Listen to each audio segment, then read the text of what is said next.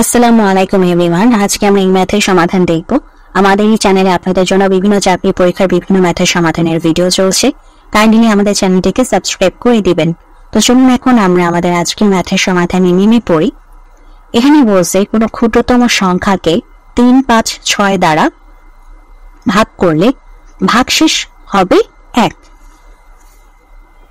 তো আপনাদের একটি ট্রিক্স শিখিয়ে দিই। যখনই হচ্ছে এরকম প্রশ্নে ভাগশেষ কথাটা লেখা থাকবে, ভাগশেষ হবে 1 বা ভাগশেষ হবে যে কোনো মান যেটাই বলা থাকুক না কেন, যেটা করবেন ভাগশেষ বলা থাকলে আমরা কি করব, আমরা লসাগু বের করব।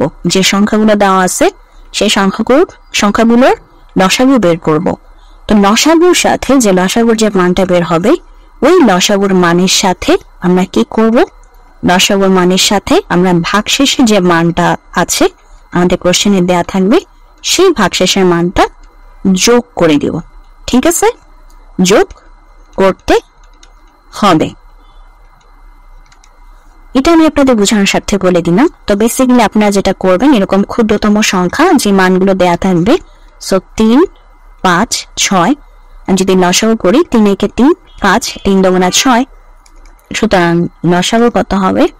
সুতরাং লসাগু হচ্ছে আমাদের 3 × 5 × 2, তাহলে 3 5 15, 15 দুগুণা হচ্ছে আমাদের 30, 30 হচ্ছে আমাদের লসাগু। তাহলে এখন নির্ণয় সংখ্যাটা কত হবে? নির্ণয় সংখ্যা হচ্ছে আমাদের, আমরা কি বলছিলাম, লসাগুর সাথে ভাগশেষের মানটা যোগ করব। তো আমরা লসাগু তো বের করলাম, লসাগু 30, আমাদের ভাগশেষের মান কত দেওয়া আছে? ভাগশেষের মান দেওয়া আছে 1। তো ভাগশেষের মান যেটাই হোক সেটাই বসে যাবে। তো হবে কত? 31।